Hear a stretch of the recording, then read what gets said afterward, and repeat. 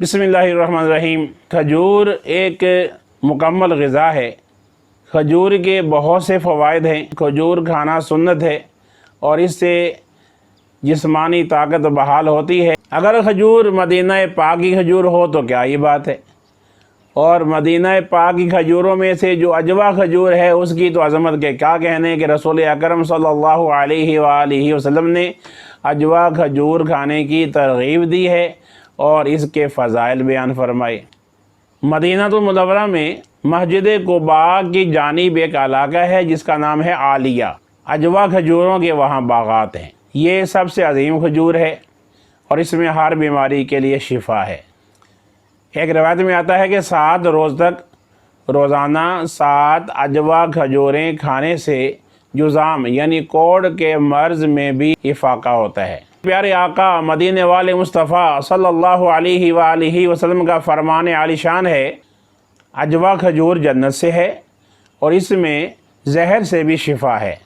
جس نے نہار منہ 7 اجوا کھجوریں کھا لیں اس دن وہ جادو اور زہر کے اثر سے بھی محفوظ رہے گا۔ سیدنا ابو ہریرہ رضی اللہ عنہ سے روایت ہے، کھجور کھانے سے کولنج یعنی بڑی انتڑی کا درد نہیں ہوتا۔ رسول اکرم نور مجسم صلی اللہ علیہ وآلہ وسلم کا فرمان عالی شان ہے کہ کھجور کھانے سے پیٹ کے کیڑے مر جاتے ہیں۔ کھجور کا ایک فائدہ یہ بھی ہے کہ کھجور کھانے سے پرانی قبض دور ہو جاتی ہے۔ کھجور دودھ میں ابال کر کھانا انتہائی مفید ہے کہ اس سے طاقت آتی ہے اور خاص طور پر بیماری کے بعد جو کمزوری ہو جاتی ہے اس کی بحالی کے لیے یہ بہت مجرب عمل ہے۔ کھجور یرقان کے لیے بھی بہترین دوا ہے۔